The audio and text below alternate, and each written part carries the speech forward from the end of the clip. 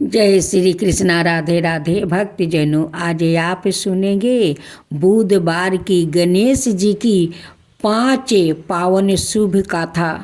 एक समय की बात है, एक निर्धन ब्राह्मण ने हर बुधवार भगवान गणेश का व्रत रखता था।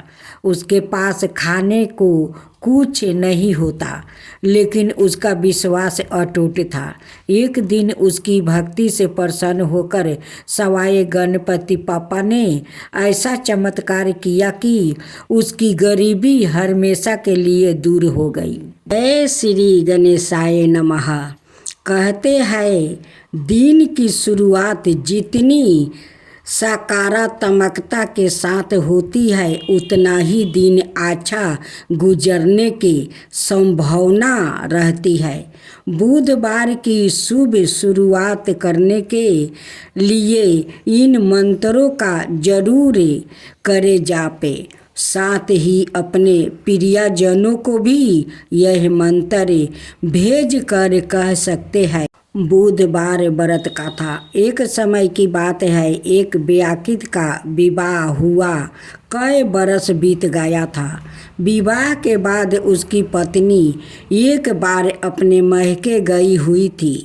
पत्नी के महके में रहने के कई दिनों बाद उसका पति अपनी पत्नी को विदा कराने के लिए वो ससुराल पहुंच गया। ससुराल में कुछ दिन तक रहने के बाद वो पत्नी को महके से विदा कराने की बात अपने सास ससुर से कही। बुधवार का दिन होने के कारण उसके सास ससुर ने कहा कि इस दिन बेटी ससुराल नहीं जा सकती है, इस कारण विदाई नहीं हो सकती है। लेकिन वो व्याकुल नहीं माना और अपनी पत्नी को महके से विदा कराकर अपने घर की तरफ चल दिया। रास्ते में जाते वक्त पत्नी को बहुत तेज से प्यास लग गई। तभी पति पानी की तलाश में इधर उधर भटकने लगा। काफ़ी देर के बाद जब वो पानी लेकर वापस लौटा तो उसने देखा कि पत्नी के पास उसी की वेशभूषा में कोई अनाए व्याकुल पत्नी के संग बैठकर बातें करते हुए दिखाई दिया। दोनों व्याकुल आपस में लड़ने लगा। पहले व्याकुल ने गुस्से में दूसरे व्याकुल से पूछने लगा कि वो कौन है और क्यों उसकी पत्नी के साथ बैठकर बातें कर रहा है। फिर आपस में लड़ने लगा। दूसरे व्याकुल ने कहा कि यह मेरी पत्नी है। दोनों के बीच भयानक लड़ाई होने लगी। तब वहाँ पर कुछ सिपाही आ गया और स्त्री से उसके असली पति के बारे में पूछने लगा। दोनों व्याकुल को देखकर स्त्री हैरान हो गई कि कौन मेरा पति है। वो बेचारी दुविधा में पड़ गई, क्योंकि दोनों एक जैसे ही लग रहे थे। तब पहला व्याकुल परेशान होकर मन में कहा कि भगवान, यह आपकी कैसी लीला है। तभी आकाशवाणी हुई कि बुधवार के दिन पत्नी को विदा करवा कर नहीं ले जाना चाहिए था। यह सब सुनकर पहला व्याकुल समझ गया कि यह भगवान बुध की लीला है। फिर वो व्याकुल बुध देव से प्रार्थना करने लगा और क्षमा मांगने लगा। फिर फौरन ही बुध देव अंतर्ध्यान हो गए और उस व्याकुल को अपनी पत्नी मिल गई। तभी से हर दिन बुधवार के दिन भगवान गणेश जी की पूजा होने लगी। बुधवार व्रत की कथा दूसरा। पौराणिक कथा के अनुसार एक बुढ़िया माई रोज मिट्टी के गणेश जी की वो पूरे विधि विधान के साथ वो पूजा करती थी।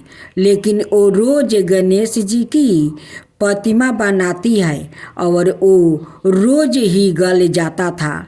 उस बुढ़िया माई के घर के सामने किसी एक सेठ का मकान बन रहा था।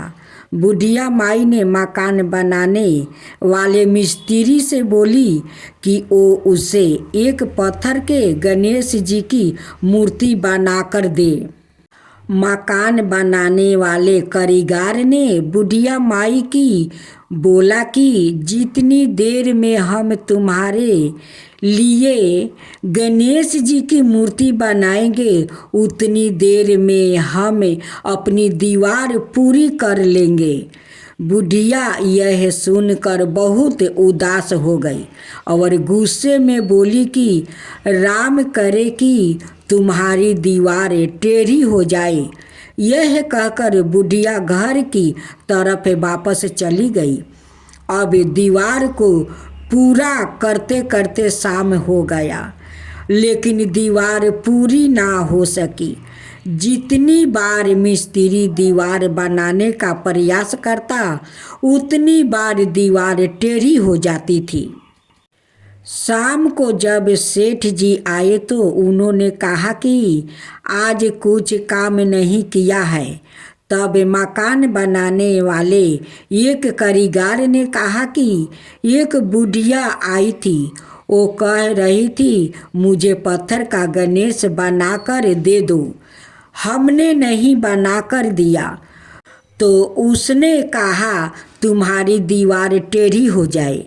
तब से दीवार सीधी नहीं बन रही है। तब सेठ जी उस बुढ़िया के घर गया और उसने कहा कि तुम हमारी दीवार सीधी कर दो, हम तुम्हें सोने के गणेश जी बनाकर देंगे। सेठ ने बुढ़िया को सोने के गणेश जी बनाकर दे दिया। उसी समय ही सेठ की दीवार सीधी हो गई। यह देखकर बुढ़िया ने गणेश जी से प्रार्थना करते हुए कही कि जैसे सेठ की दीवार सीधी की वैसी ही सबकी जीवन की दीवार को वो सीधा करना। गणेश जी की खीर वाली कहानी तीसरी। एक बार गणेश जी एक छोटे बालक के रूप में चिमटी में चावल और चमचे में दूध लेकर वो निकले। वो हर किसी से कह रहे थे कि कोई मेरी खीर बना दो, कोई मेरी खीर बना दो। एक बुढ़िया बैठी हुई थी, उसने कहा लाओ मैं बना दूँ। वो छोटा सा बर्तन वो चढ़ाने लगी। तब गणेश जी ने कहा कि दादी माँ छोटी सी भगौनी मत चढ़ाओ, तुम्हारे घर में जो सबसे बड़ा बर्तन हो वही चढ़ा दो। बुढ़िया ने वही चढ़ा दिया। वो देखती रह गई कि वो जो थोड़े से चावल उस बड़े बर्तन में डाली थी वो तो पूरा भर गया है। गणेश जी ने कहा दादी माँ मैं नहा कर आता हूँ, खीर तैयार हो गई हो तो।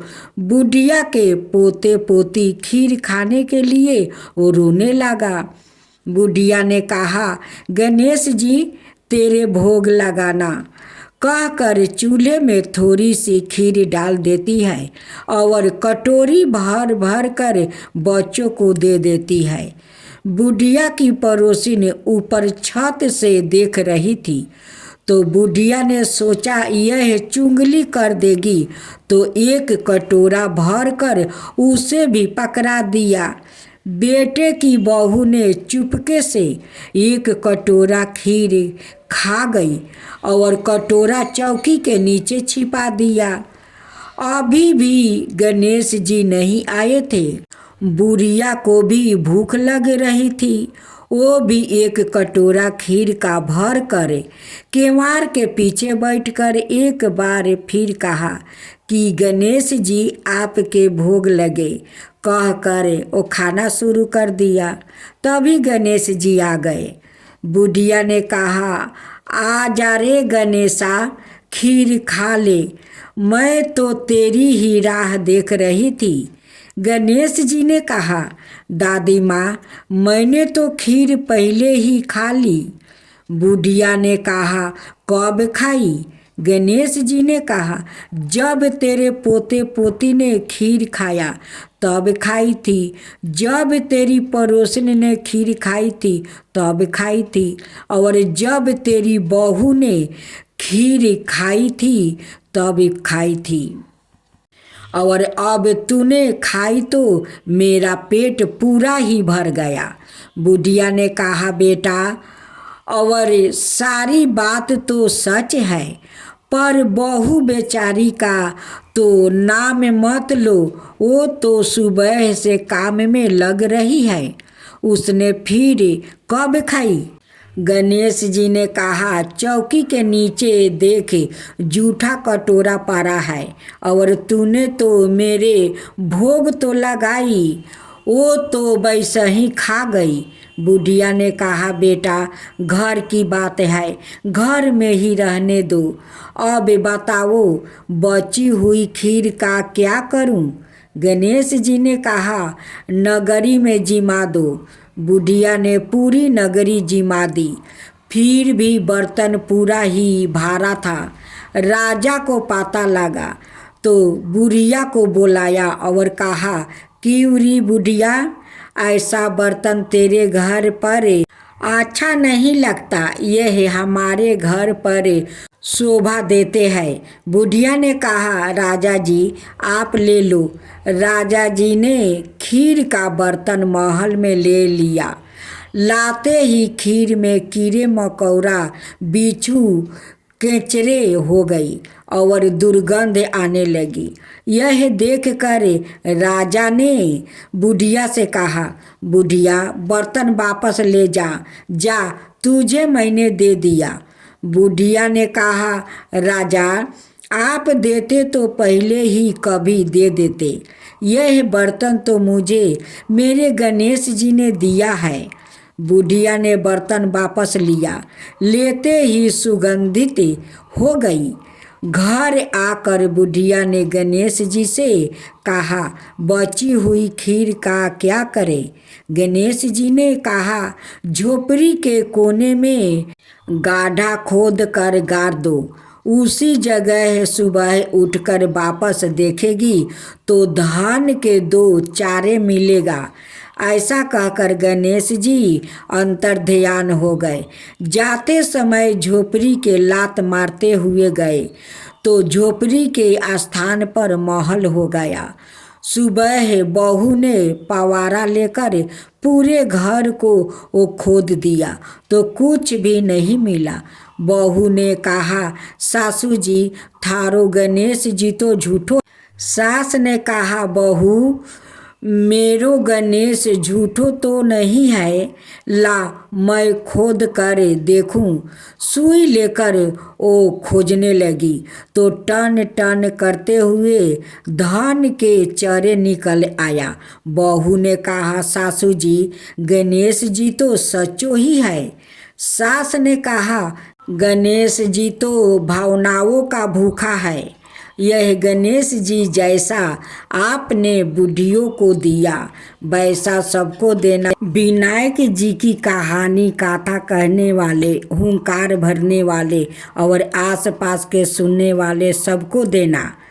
यह थी गणेश जी की खीर वाली कहानी। गणेश जी की चौथा कथा। एक दिन माता पार्वती नहाने जा रही थी, लेकिन बाहर दरवाजे पर पहरा देने के लिए कोई नहीं था। इस मुश्किल के हल के लिए माँ पार्वती ने एक बालक की रचना की और उससे कहा कि जब तक वह नहा ना ले तब तक किसी को घर के अंदर ना आने देना। उन्होंने उस बालक का नाम गणेश रखा। कुछ ही देर में शिव जी लौट कर आ गए। वो गणेश को देखकर आश्चर्य में पड़ गया। गणेश ने भी उन्हें अंदर आने से रोक दिया। शिव जी को बहुत क्रोध आ गया। उन्होंने बालक के पास अपने सवारी नंदी को भेजा, लेकिन गणेश ने नंदी जी को हरा दिया। क्रोध में आकर शिव जी ने गणेश का सिर काट दिया। जब पार्वती नहाकर बाहर आ गई तो उन्होंने अपने बेटे को मारा पाया। वो बहुत क्रोधित हुई। शिव जी उन्हें समझाने लगे, लेकिन पार्वती माँ ने रोना जारी रखा। उन्होंने शिव जी से कहा कि वो हर हाल में उनके बेटे को जीवित करो। शिव जी ने नंदी से किसी जीव का सिर लाने का कहा जो अपनी माँ के विपरीत दिशा में सो रहा हो। नंदी ने उनकी आज्ञा का पालन किया और जब वो किसी जीव को ढूंढने लगा तो उन्हें एक हाथी का बच्चा मिला जो अपनी माँ से विपरीत दिशा में सो रहा है। तो नंदी उस हाथी के बच्चे के सिर ले आया। शिव जी ने गणेश के सिर पर हाथी का सिर लगा दिया और उन्हें फिर से जीवित कर दिया। गणेश जी की पांचवा कथा। एक दिन शिव जी और पार्वती माँ बैठे थे। उनके दोनों पुत्र गणेश और कार्तिकेय पास ही में खेल रहे थे। शिव जी ने दोनों की परीक्षा और लेने लगे। उन्होंने घोषणा की कि उनमें से जो कोई पहले ब्रह्मांड की परिक्रमा कर लेगा वही अधिक शक्तिशाली बन जाएगा। कार्तिकेय तुरंत अपने मोर पर बैठा और ब्रह्मांड के लिए चक्कर लगाने निकल पड़े। उन्होंने समुद्र, पर्वत, पृथ्वी, चंद्रमा और आकाश, गगन सब को पार किया। गणेश को हराने के लिए वो तेज गति से वो बढ़ते चले जा रहे थे। वो समझ रहे थे कि गणेश अपने भारी बरकम शरीर के साथ चूहे की सवारी करके उनका मुकाबला नहीं कर पाएगा। इस बीच गणेश अपने माता पिता के पैरों के पास शांति से बैठे रहे। कुछ देर बाद वो उठे और उन्होंने अपने माता पिता के 3 चक्कर जल्दी से लगा लिया। जब कार्तिक लौट कर आया तो वो यह देखकर तंग रह गया कि गणेश तो शिव जी की गोद में बैठकर मुस्कुरा रहा है। वो हैरान थे कि गणेश उनसे पहले कैसे लौट आया। क्रोधी स्वभाव होने के कारण उन्होंने गणेश पर छल करने का आरोप लगा डाला। गणेश जी ने जवाब दिया कि उनके माता पिता ही उनके लिए ब्रह्मांड है और उनके चक्कर लगाना ब्रह्मांड की परिक्रमा के ही समान है। शिव जी गणेश के बुद्धि से बहुत प्रसन्न हुआ। उन्होंने घोषणा कर दिया कि अब से कोई भी शुभ कार्य करने से पहले सब लोग गणेश की पूजा किया करेंगे। तब से लेकर आज तक ऐसी परंपरा चली आ रही है।